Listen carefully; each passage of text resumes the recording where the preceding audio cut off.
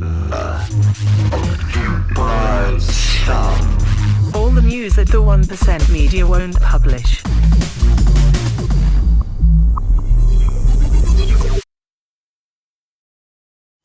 You're watching The Occupied Sun for the Occupy News Network. I'm Narkeh. Here are some more stories which have been underreported, censored or distorted by the 1% media.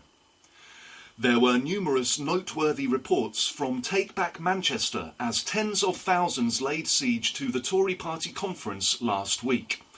The Tories responded by threatening to make working conditions in the UK more like those suffered by Chinese and US workers as snipers were deployed on Manchester's rooftops.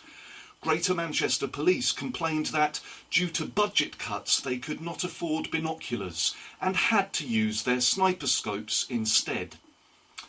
1% media coverage of Take Back Manchester was at odds with the police's version of events.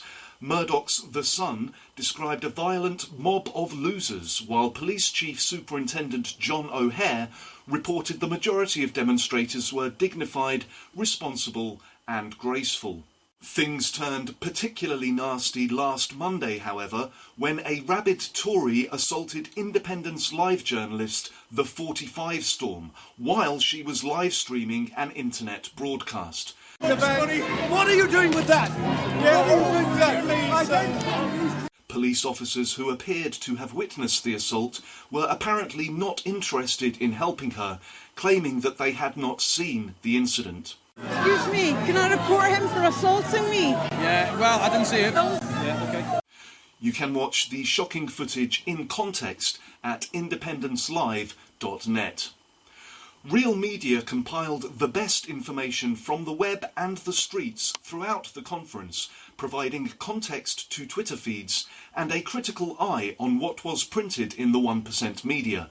You can read more at realmedia.press. The Canary has reported on the inquiry into undercover policing, which has opened with applications from individuals and organisations who want to be core participants in the process.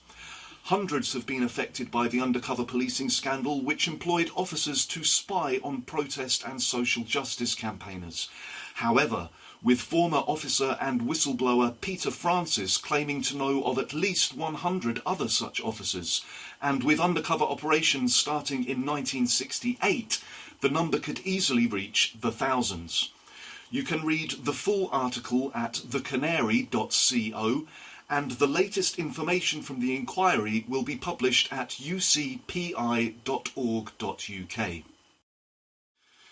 The 1% media have reported that UK police are finally standing down their siege of the Ecuadorian embassy after spending £12 million guarding it since 2012. So far, WikiLeaks founder Julian Assange has spent over 3 years under house arrest in the embassy.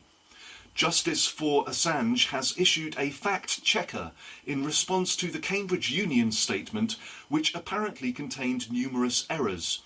You can also read a comprehensive timeline of the Assange situation since 2010 at Justice for Assange, justice4assange.com. 250,000 people marched against TTIP in Berlin on Saturday. TTIP is the Transatlantic Trade and Investment Partnership, which sounds like just another boring acronym, but is in fact a shady 1% trade deal, which threatens to affect the lives of every human being on planet Earth. The campaign group Stop TTIP applied to carry out an official European Citizens Initiative against TTIP in July 2014. This application was rejected by the European Commission. Stop TTIP are challenging the decision in the European Court of Justice, but the case is still ongoing. Rather than wait, the group decided in early October 2014 to start a self-organised European Citizens Initiative. Already, well over 3 million people have signed the petition, which is still gathering signatures. You can find out more at stop-ttip.org.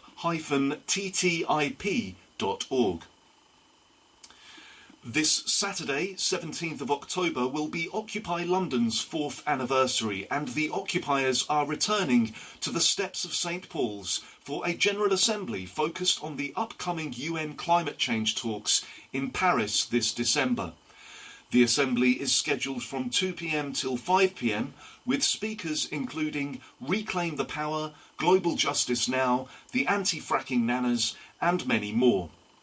The following Friday, 23rd of October, Occupy the Media Billionaires will launch a climate crisis vigil outside the Daily Mail's headquarters in an attempt to persuade the Daily Mail group to start reporting on the climate crisis responsibly.